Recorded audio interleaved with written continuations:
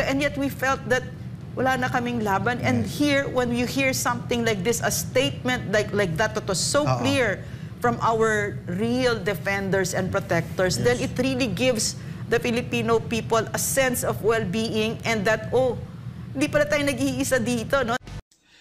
Magandang araw mga kaibigan. Higop muna tayo ng dark chocolate.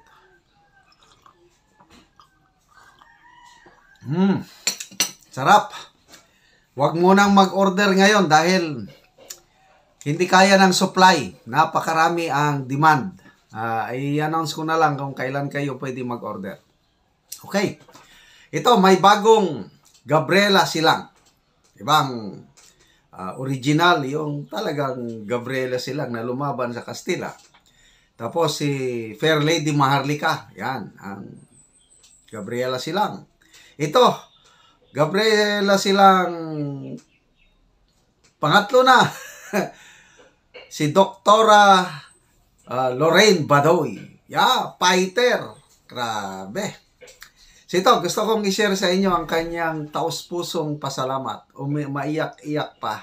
Pero mo, 7 days na naghirap sa kamay ng mga kongresista. Walang kain.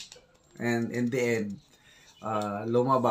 napalabas dahil natakot ang mga kongresista sa taong bayan, kasama tayo, plus of course ang mga PMA graduates. Salute sa mga PMAers na nagbigay ng knockout power o knockout pound sa mga kongresista. Kaya pinalabas ang ating mga bayani, Dr. Badoy and Ka-Eric. So pakinggan natin ang pasalamat ni Dr. Badoy. Yung nagpapasalamat ako sa PMA, ay yung mga graduates ng PMA, no? Maraming salamat. At nagpapasalamat ako hindi para sa sarili ko, kundi in behalf of the Filipino people sa faithfulness ninyo sa pagdepensa sa amin. At narinig ko kasi si General Macanas, vlogger siya, sabi niya na kaya ginawa yung sulat na yun dahil sa akin. Hindi totoo yun. Hindi totoo yun kasi asawa ko ay PMAer. No? So, I don't think that's true. No? Ginawa nila yon para sa Pilipinas. No? Yan ang talagang nasa puso nila. Alam ko yan. And also, itong Class 87 ay naglabas ng letter of support that this is before we were released. No? So, but I would like to read it kasi hindi rin ito tungkol sa akin, kahit na mga kaibigan ko sila ay first of all mga sundalo at sinulat nila ito para sa Republika ng Pilipinas. So sabi nila, we, the members of PMA Hinirang Class of 1987, together with our spouses, respective families, and friends, express our unequivocal support to our very own Ms. Dr. Lorraine Badoy Partosa and Jeffrey Ka-Eric Celis, who are now on hunger strike after being detained indefinitely at the House of Representatives for their exercise of the right to preserve the integrity of their sources pursuant to the provisions of the SOTO law. On December 5, 2023, Dr. Badoy and Celis were asked to attend as resource persons for a House of Representatives committee hearing regarding the SMNI franchise. During the meeting, they were asked to reveal their source of information regarding the alleged spending of 1.4 billion or 1.8 billion by the Speaker of the House for travel. The two refused to answer, citing the SOTO law. For exercising their rights as embodied in the Bill of Rights of the Constitution of the Republic of the Philippines as citizens, the two were cited for contempt and are now on their 6th day of detention at the House of Representatives. Dr. Badoy and Ka-Eric Celis are staunch anti-communist advocates, the former being a former spokesperson of the NTF-ELCAC, while the latter was a former top cadre of the CPP, and now working to unmask the duplicitous nature of the CPP, NPA, NDF.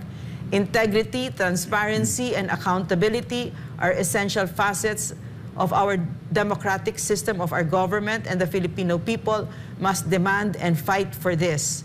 We also call on the media and the journalist group, human rights groups, Gabriela, or women's groups and other advocates of freedom to stand up and speak out. Why are they silent on this? Nasan sila now? This is a fight for the freedom of speech and of the press, a precious privilege that no country can forgo. We, as members of Class 87, appeal to the statesmanship and the patriotism of our leaders in the House of Representatives to release Dr. Lorraine Badoy, Partosa, and Jeffrica Eric Celis. To our leaders, we ask for your integrity, your transparency, and accountability for God, country, and the people. This we ask in the spirit of Christmas and peace. To God be the glory. It was signed by members of the class of 1987 Hinirang class, PMA. Wow. Yeah. So that's a different statement, no? Yes. Ano lang ito, I yung like for that class, part. Yes. Class Yeah. 87. Kasi Yes. yung unang statement na nilabas, ito yung halo-halo from different classes. Classes. And you Yeah. know what, Franco, Ina, and of course, Doc Lorraine, ako, veterano sa coverage ng defense. Naging presidente ako ng Defense Press Corps. Kinover namin yung You are a journalist, diba? Defense Beat. I was president of the Defense Press Corps, Defense Beat. Kinover natin yung mga gera na yan. EDSA 2, EDSA 3, gera sa Basilan, etc. Nagpunta tayo dyan. But this is the first time.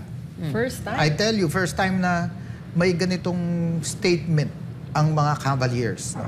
So, it really struck Cavaliers me. means the PMA, PMA graduates, Yes. no? Really, it's the first time. First time Really? kong na-experience yan. Kasi usually, ang AFP, ang mga officers natin, tahimik lang. Tahimik lang. Tahimik yeah. lang. Yes, And, gano'ng kabigat yan kapag nagsalita na sila? ay, mabigat yan. Remember that each and every name there were commanders. Yeah. No? They proved their mettle in the fields Yeah. of battle. And now, this is the first time, ako, experience ko po, I'm speaking from experience, pati sa free marketplace of ideas, nagsasalita na sila. Yeah. So, it really struck me. And I think, and this is my personal view, it's just the tip of the iceberg. It's a symptom of something na, palagay ko, merong, alam mo yung pigil na magsalita sa ilalim. The support base, meron pang Matagal mas lang malalalim. nagtitiis. Parang ganun ba? Is that what you mean? I think ito na yung para magsalita ang Yeah, that's true. isang commander o former commander. Malaking bagay yan. May ano yan, hindi ito hinugot kung saan. Kaya ito sana yung makita natin dito. Yeah. No? And I Kasi think, pati, no, I just want to underline what you just said. No? These are men whose track record cannot be questioned. Yung love for country cannot be Yes. questioned because they gave to our country what ordinary Yes. citizens never gave. And they gave it willingly. And I know these people, I know how their minds work. Yung tayo ay nag-iisip pa lang. Sila automatic na they just accept it without applause, without Yes. spotlight, without anything. They go there and fight for us and defend us. And they willingly give up their lives for us. I know many of them. Yes. And I'm sure that many of them there, may mga, alam mo, they lost men Yes. in battle Yes. during their, kaya Yes. ganun kalalim sa kanila yan. Yes. So, you know, this is, sabi ko nga, ito yung novel. It's first time ito. I was speaking with a retired air kahapon. Sabi nga niya, pwede pala yun. And this actually set a good precedent. Yes, I mean, yes, it president, does. ha? Yes. Or however you, Because it's na- very tempered and yet very strong, no? Yeah. Parang Ang bigat, ha? I don't think lumalampas sila sa any linya, pero napakaliwanag ng stand nila. Ang bigat, oo. Mabigat po ito for me, for a defense beat reporter for so many years. Ngayon lang ako nakakita, naka-experience ng ganyan. Kami nun, hirap pa magtawag eh. There was this group noon, ayoko sanang yung Association of Generals and Flag Officers. Usually, sila yung naggagawa ng mga ganyang statements, no? Nakausap namin. But ito yung collective na sentiment nila na iba-ibang klase. This is the first time. And I'm sure may mga mahabol pa no? Yes, I heard maraming mga class gumagawa kasi they did not know how to be included. They did not know how to include their names. So they made their own and they signed it on their own. So ganon. So it's really more than the official that we saw, no, yung roster na yon, mas marami pa doon. I also want to respond to what... Spontaneous yan, ha? Yes, and I want to also give the perspective naman ng ordinary citizens na nakita mo yung mga scholar ng bayan, yung mga PMAers na going to our defense. Kasi ang ganda nung pagkakasulat. I mean, Yusek Joel and I are writers, so it was really a literary masterpiece. Beautiful, beautiful talaga. I don't know who wrote it, but it I wasn't don't me. know also. I don't. Definitely it wasn't I wish I did. No, I wish I had written it. But From their hearts. yeah, but as an ordinary citizen, parang, and even as someone who was there na nakasalang, parang we really thought for the longest time na parang, we're the only ones fighting this. Nobody's coming to our aid. Na parang walang tutulong sa'yo. Yung mga pinakamakapangyarihan, they had their way with us in Congress and even detained us, and very arrogantly talaga, dinetain talaga kami. May mga parinig pa na indefinite yan. Huwag ng 10 days, At the abot kayo mercy. ng Christmas, Pasko dito, ganun.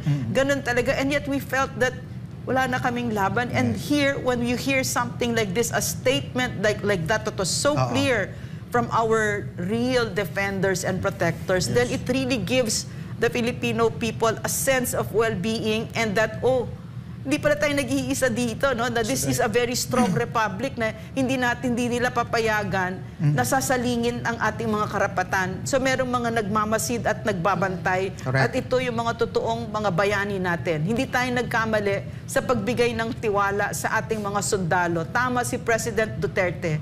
Sila ang pwede nating asahan.